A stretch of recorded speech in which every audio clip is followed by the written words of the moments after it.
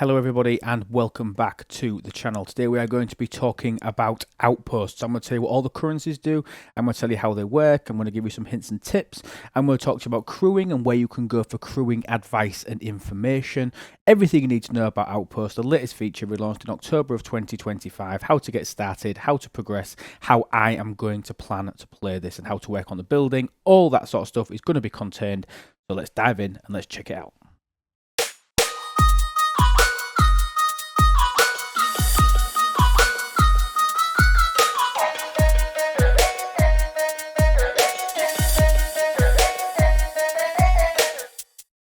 Okay, let's talk about this. Let's start off with what are they? What are outposts?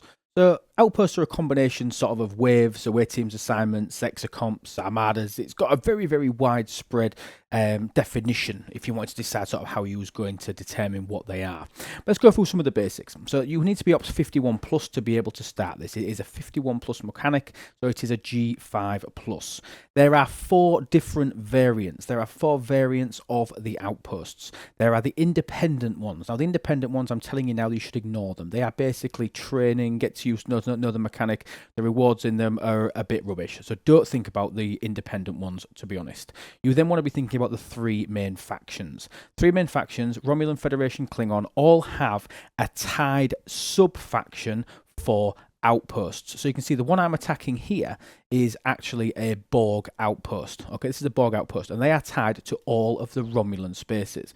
So you can see here that there are different generations. So you've got, these are the G6 ones. You've then got the G5 ones next to G5 space. Okay, so tied to a faction, these are all Borg outposts. You can then move up into Federation space, and Federation space is different. So Federation space have the Cardassian style armadas. So Cardassian there for G6, and then if you go to the G5 space, which is way out of the way, you can see that they've got Cardassian ones for Federation. And then Klingons have a new faction that we've never heard of, which is called the Node. So you've got the G5 ones here, and then you've got the G6 ones here. So each individual normal faction, Federation, Romulan, Klingon, have their own sub-faction. Borg for Romulans, Cardassians for Federations, and the Node for Klingons. Now, they have three independent abilities as well in terms of what you would try and use those particular outposts for, because they have buffs.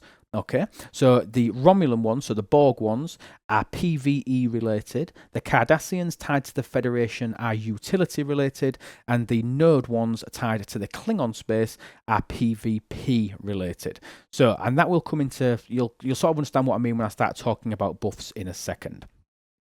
The first step before you can start even doing anything is building the brand new building. You will not be able to start an outpost without building the building, which, like I say, is locked to 51 plus. That new building is down here. Okay, so the building itself, which is the Outpost Control Center, you need to build this, get it to level 1, and you can see that the building itself does have a fair few buffs related to it. So it has 3 at the top here, which look a bit like generators. Generator information, something you'd more steal on a past steel refinery rather than on one of these special buildings, which I'm going to explain. It's got outpost loot, so increasing the loot that you're going to be dropped from the hostiles, which I'm going to explain in a second. You've got damage against outpost, again, making so that you're more potent as you get the building higher. Increased hull for Federation, Klingon, and Romulan ships. That is just always on for all of your Federation ships.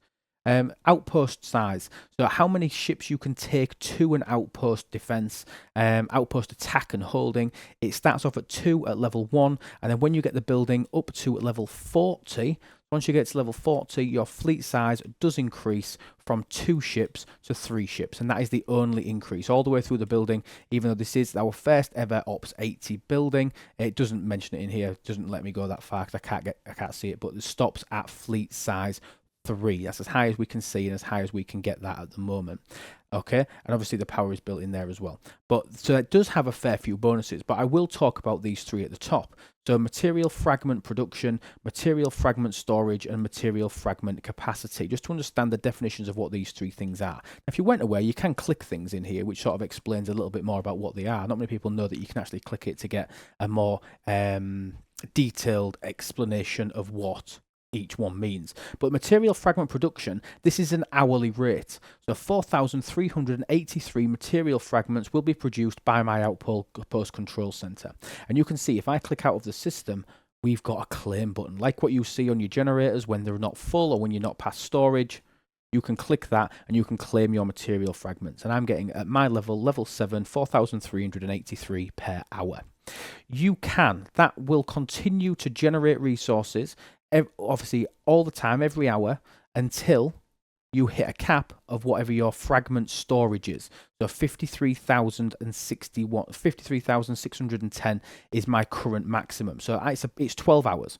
So basically you could leave this building for 12 hours before the actual storage, the first bit, the production, fills up. You would then need to claim that 53,000 for it then to start producing more fragments. And once you've got that 53,000, okay, the maximum that you can physically hold is 316,000. That's the maximum that you can hold. But what do you actually use these fragments for? You would take them into the refinery, and if you go into your materials tab, you can see that there is a material fragments exchange. Now, this is tied to your building level. So let me pull up a chart. Thank you, Jules, Vern, Quazel, Blue Mandalorian, all you beautiful guys over there that have helped make this possible. Let's pull up a chart with the power of editing, and I'll show you when you would start to see grade 6 and grade 7 materials within these fragments. And here it is. If you want to access this chart, it is available in our Discord. Link to our Discord is below in the video description, so please go and check that out. And obviously share all your love with Jules, Quazel, and all the guys over there that make these charts happen and make them work. So this material fragment exchange, you can see here that obviously from level 1 we start gaining access to G5. You need to get your building level to level 40 before you start to see G6. Okay, you need to, which is quite far, but it makes sense. Level 40, it's quite far into the building. It's a G5 mechanic, starts at 51, and then you will not see G7 until you get the building to level 63. So your ability to get your current generation's grades worth of materials is tied to the building level. Now we're still waiting some data, still some question marks and things, so if anybody is on that would be able to provide information, our data collection channel, the guys in there are desperate for data. Anything that's missing on here, please try and provide it. So your material fragments that you get from your building, you will be able to get G5 straight away out the bat, G6 once you get the building to 40, and then G7 once you get the building up to level 63. That's the material fragments, and that's the building. Now remember, once you hit 51, you will have in your claim section the key for you to then go in and be able to get the building built for you. Okay, next thing. How do we actually start it? We've built the building, we then need to go and start the outpost. In order to start the outpost, all you need to do is you need to click on the outpost that you want to start, and there is a button here that says outpost. That's the button that you will click, that you will go, and it says here that it takes 600 of the currency for you to be able to start. These starts are being provided to you in a daily drip, so you can see them. The bundle is now live within my gift section. The capacity that you can hold is currently 3,000. You can't hold any more, which is obviously 5 major starts. Now the only difference with the starts are those independents that I told you to ignore. Those only cost 300. But like I say, they're practice. Ideally, you should be ignoring the independent ones, which is why I'm not going into a lot of detail on those. But then when you start the outpost, it costs 600. You can see it starts a 3-minute timer. Okay, it starts a 3-minute timer, which is your cooldown. Okay, that's your ramp up. That's like the Armada timer before it actually kicks off into battle. It's 3 minutes before the attack starts. Then what will happen? You will then complete an attack on the station itself. So you can see I started this 1 hour 55 minutes ago, and you can see my first attack here was against the actual Borg outpost itself. Okay, Borg outpost itself, you must destroy this to then take control of the outpost, and then from there you will see I will start to be attacked every 5 minutes, okay, by a wave of hostiles. It's only one hostile that comes in, but they're calling them waves. Retaliation hostiles are the ones that come and attack you. Just to explain a little bit about the UI, so you can see here outpost captured. You can see that I've got hold of this. My ships are circling while they're owning control of this, and you can see I've got 50 out of 72 retaliation ships remaining. So there are 72 retaliation hostiles that come at you at 5-minute intervals, and you can see the timer as to when that next attack is going to be coming in for you. So 72 waves, 5 minutes a time, which takes around 6 hours. So it's around 6 hours that you can hold one of these outposts and they will attack you. Now, the only way to end an outpost, you can leave the outpost. Okay, if you leave the outpost, you cannot go back. So you will have the option. If I try and take my Borg cube out of the outpost, you get a warning message. Once a ship is undocked from this outpost, you will not be able to join back. This ship move action has been cancelled in the event that this was a mistake. It's nice they've put a little bit of a safeguard in for you. If you do wish to undock the ship, try and move the ship again. So if I click go again, my Borg cube would then leave because I've had the warning. I'm going to leave it in because it's obviously taking over the outpost and it's doing quite well. Well, it's doing okay, innit? It's not doing fantastic, but it's doing okay. So you can take your ships out, but you cannot replace them. The outpost set will finish when you either blow up. So both of your ships have gone, or 3 of your ships if you've got 3 different ships in. So you've got no more ships left. Or the timer runs out in a sense of you've killed all 72 hostiles. At that point, it will then finish. And that's it. They're the ways to finish it. You either leave early, you blow up, or the actual outpost capturing time elapses. They're the 3 ways that the outpost will finish. Why would you want to do the outposts? Let me explain the structure of how they work. So the outpost itself are split into 3 different factions. 3 different sets of attacks. First one, as I've already mentioned, is the outpost itself, which is where you saw me destroy the station. You've then got retaliation rewards 1, which are basically what you will get for killing every single retaliation hostile, starting at wave 1 up to wave 42. And you're going to be paid out these currencies, which I'm going to explain. Retaliation rewards 2 are from 43 through 72 hostiles. So the last 30, so the first 42 hostiles are these, and the last 30 hostiles, you get these increased rewards. So we're going to talk about what these currencies do in a second, because obviously they're all for different things. So you've got solar outpost components, okay? Anything that says components on it are used to activate buffs. You've then got credits, which are fueled in the refinery, and then you've also got medals, which are used in the refinery as well. You're still getting all 3 of those things. However, now you're getting uncommon components, which are used for the buffs, which I'm going to show you in a second, and you are now getting these retaliation plunders, which unlock the elite level rewards in the refinery, which I'm going to talk about. You're still getting the solo outpost credits, so you're getting everything, but you're getting more for the last 30, which are more difficult hostiles and obviously take a lot longer for you to get to. So we're talking about buffs. So the buffs, obviously the buff materials, which are these the commons, and then obviously the uncommons for the last one in this particular wave. You can come in and you can see we've now got a live upgrades button. There is also a button when you're active down here in the bottom left. It replaces your queue's trial button. You can click to access the outpost upgrades from wherever you are. So if you are out doing something else in another system, you've got quick access back to get to your buffs that you can upgrade. All of them have a specific retaliation buff. So you can see up here, this one in yellow, this is one that's actually going to help you with the actual outpost that you're currently taking. So you can see here, I've got isolytic defense. I can increase my isolytic defense by spending some Sigma steel and by spending those common solar outpost components that we were getting from every single wave of hostiles. Okay, you've then got 2 others. These green ones are generic. These work everywhere. So these are not specific to these retaliation hostiles.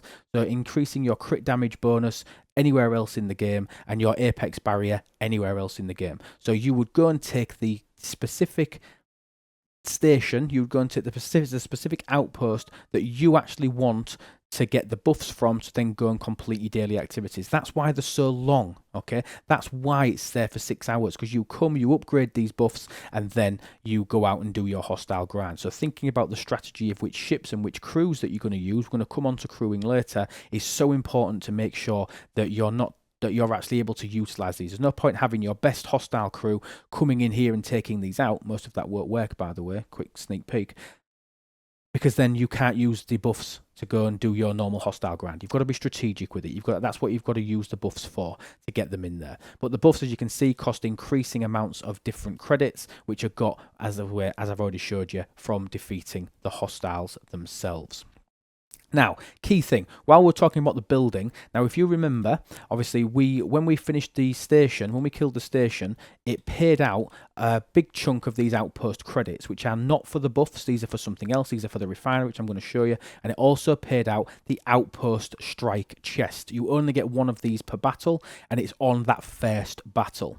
Okay, so that first battle paid me out my outpost strike. It says 2, it's not 2, it is only 1. And then you get outpost retaliation boxes. They are the ones that drop periodically from the hostile. So you can see if I go back to my station here, I've got 1, 2, 3, and 4 chests. And they are the 4 chests that I've currently got sat in my inventory that I can open. Now, what do these pay out? The outpost strike. So you got gained by defeating the actual station itself. It then pays out this reward, the outpost control cores. So 1800 outpost control cores for me defeating that 70 outpost. What do I use them for? I use that to upgrade my building. Okay, so I've just got 1800. This is only the second outpost that I've run. Okay, and I'm now able to take, with what I've got, I'm able to take my building up to, with 2 outposts, level 9 with 2 outposts. Not awful. Not awful, but that is the only source of the building materials to upgrade the building, and it's only from that first attack. So if you didn't care about the buffs, you didn't need the buffs or anything, you wasn't bothered about the refinery or anything, you can work on the building for those buffs by starting it, killing the base, and then leaving. You can carry on working on the building just by doing that and not even engaging in the remainder of the outposts. But what are you going to be missing out on to be able to do that? So what you're missing out on is you're missing out on those solo credits. So now I'm going to jump in the refinery. So it's now got its own tab, the outpost, and you can see here we've got outpost exchange. This is what you are going to be using those solo outpost credits for, which you get a chunk for from defeating the initial base, and then you get from every single hostile that then comes in. Plus, well, before we dive into refinery, remember we said about the hostile boxes. The hostile boxes pay out the increased grade of the outpost component. So I've got 700, which would then allow me, I think that's near enough there, to go back into my buffs. I can now actually I probably need about 8 boxes worth to be able to start working on my crit damage bonus. Okay, but that's where you get the uncommon stuff from before you get to wave 40, where they're then, 42, where they actually starts paying out from the individual hostiles. Within the refinery itself, you've then got 3 bundles. If you are G7, you will see G5, G6, and G7. I love this. Rather than me only seeing G7, if I still need, as I do, G6 materials, I can pull the G6 bundle. If you are G5, you can only see G5. If you're G6, you can see 5 and 6. And if you're grade 7, you can see 5, 6, and 7. And these do scale. So if we jump back into the chart again, expertly there from Jules Verne, we'll quickly jump back into the chart.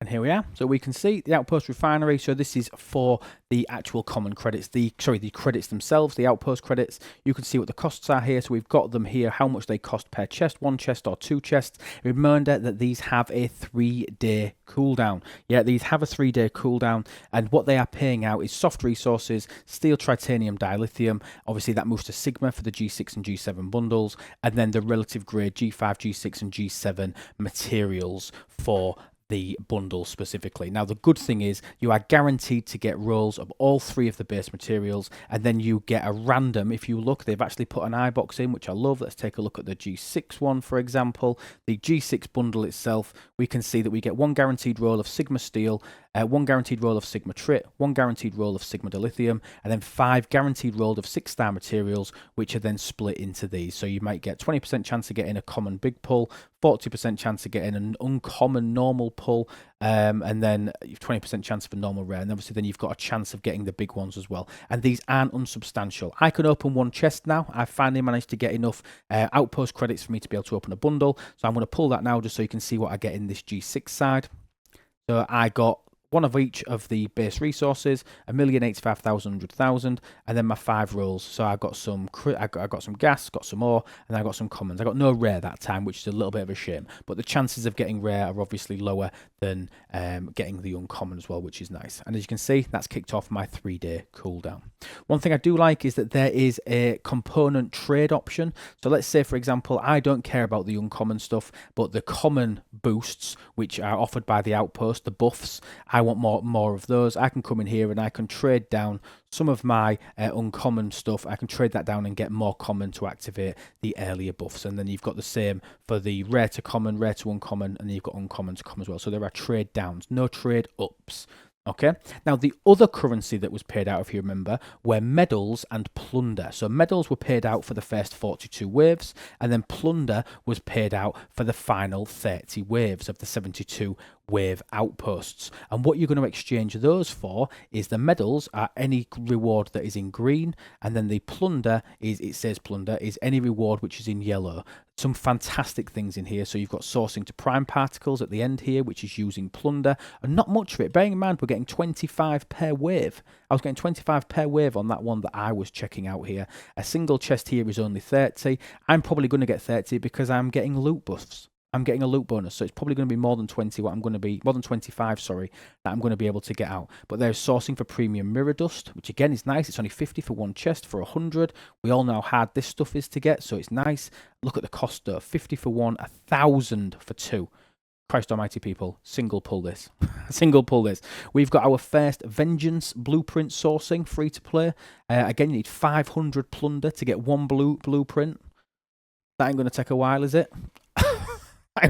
But there is technically Vengeance sourcing, and we've got the two new officers this month, the Retaliation guys. Obviously, we've got Nog, and then we've got the Hierarch as well to be able to get there, which is the new anti-Carol Marcus that I'm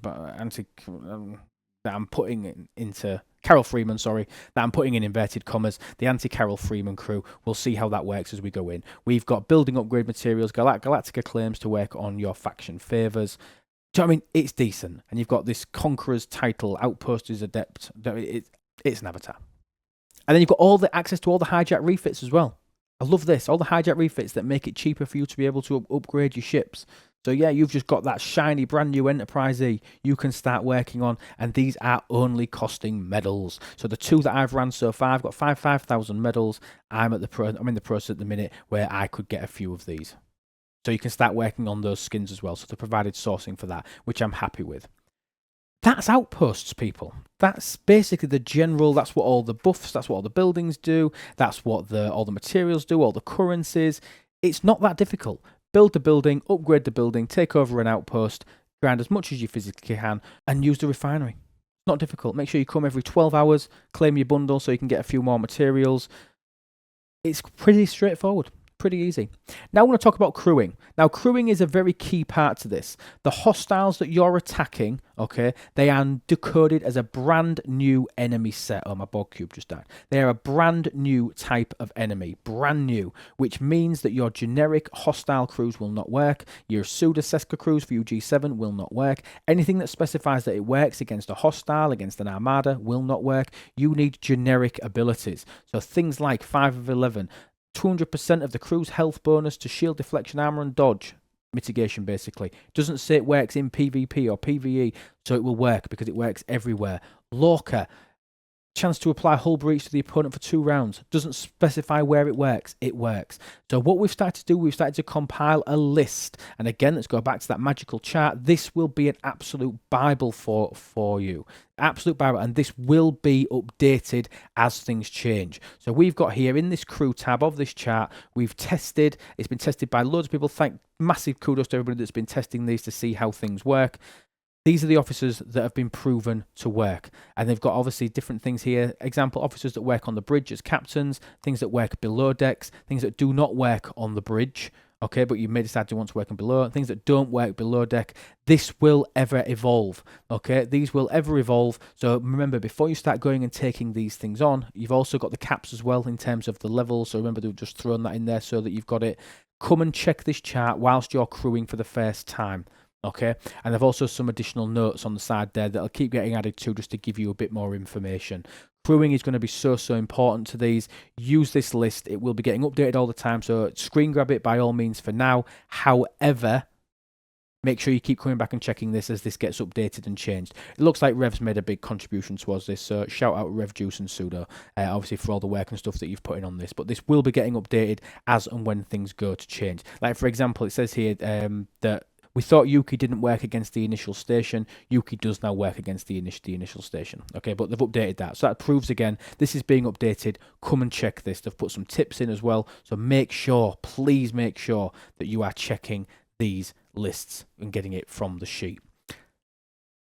Quick and easy. Nice and straightforward. Build the building. Get the key from your claim bundle once you reach Ops 51. Decide which outpost that you want to go to. Remember, nice and straightforward. Romulan is the Borg. It's PvE. Federation, it's Cardassian. They're the utility buffs like loot bonuses. Klingons, they're the node bonuses. They're for PvP. Choose the one that you want to go to. Go and capture a node with the correct crews. Beat the station. Once you beat the station, unlock your chest. Upgrade your building to get the additional buffs. Okay, super important. Whilst you're beating them, activate the buffs that you need for while you're going about doing your daily things, and then just work your refinery as best you can. That is it. That is literally all that there is to Outposts. It's as simple as that. Okay. Other couple of things to notice: buffs. This is one thing that I wanted to talk about. So the buffs in terms of Cerritos, Titan, and everything like that, you can use the Titan buff whenever you want to. Okay, so if you bring your Titan out here, you can then buff, because what that does is it scans the entire system, and any ship that's in there that's eligible for a Titan buff, it will still apply. You can apply these buffs beforehand as well. One of the hardest battles is that initial battle against the station. So come in here. What I did for my station battle was I threw a Cerritos buff and a Defiant and a Titan buff on both of my ships to take out that initial station, so I guaranteed to kill it, and then obviously you've got the extra 10-15 minutes of the buff to be able to work on. But once it's started, okay, once your outpost has started now, I would not be able to come in here. In fact, I'll really quickly show you. Let me just drag them back up here. Okay, the buff ships are here. I can use my Titan at any time. So if I wanted to apply, I'm just going to use a standard fortify to save some of my juice. If I use a fortify, it will apply to my Crenshaw. You can see that's now got that buff, and that will stay there for the duration of the buff. You can do that whenever that you want. While the battle is taking over, I can no longer buff this ship. Okay, the option for me to support that ship is dead. It's in the same system, but because it's part of an active battle, as it were, it cannot do it. We cannot select that ship. Likewise, PvP is turned off during the battle. I won't kill it anyway, but I cannot come and I cannot attack a ship which is defending an outpost. So whilst you're in there, you are safe. Great thing as well about, oh look, my disco's circling his outpost. Sorry, Kada. Sorry, dude. But whilst you are actively engaged within that, you cannot be PvP'd. Great thing about the loot. The loot is going through your ship. The loot is going through your ship, so you are getting the loot bonuses. So whenever you defeat the hostiles and you get these buffs, they are going through your ship, activated by your loot officers that you've got in. Again, check the sheet to check which loot officer bonuses work. NE Picard works. 5 of 11 works. They're the ones that you want to be testing, and they're the ones that will work for you. There are a few others as well. And then it's going straight to your inventory. So even if you've run out of time, on this outpost, and you have to leave your ship idle, sat there for hours, there's going to be no loot in it for anybody to steal. So all your hard work hasn't gone to waste, which obviously is a really, really nice thing. Last thing as well about my tactic with this, I think my tactic to this is going to be, I'm going to capture an outpost overnight, okay, and just going to leave it. So I'll leave it there while I sleep, come back, recall my ships. What that's going to do is that's going to amass for me as much of the currency to be able to activate the buffs as what I can get. I'm going to get a load of these outpost credits, the components, the outpost components. I'm going to get loads of those to be able to, the next day when I actually want to use the buffs on the outpost, I'll come and recapture the outpost, and I will have enough currency to then be able to come in and just smash the upgrades that I want from the bonuses. That's my plan. Take one overnight and then wait until I actually need the buffs to then go out and use one, because once your timer runs out, key thing on these buffs, they are not in perpetuity. They are not a research. You have only got these buffs whilst you are capturing it. And if I recaptured this same outpost, all my buffs would reset to 0. You have to buy the buffs every single time. Think Exos. Your Exos, once you put them on, they're not there permanently. They run for a limited time. The limited time for these is while the outpost takeover is in place. That's Outposts. Let me know what you think down in the comments, please. If you haven't, please subscribe to the channel. Check out itslube.com, where you can find all of our content, podcasts, Twitch streams, all that sort of stuff. It's been a pleasure. I hope you enjoy doing Outposts. I hope it adds a different dimension to the game. I think it's nice what they've tried to do. We've got rid of some of the day one bugs as well, so if you're watching this in the future, I hope this is a super, super smooth journey for you and you're getting some benefit out of it. Thank you so much, everybody. It's been a pleasure, and remember that absolutely everything is better with lube. Take care, guys. Have a good rest of your day.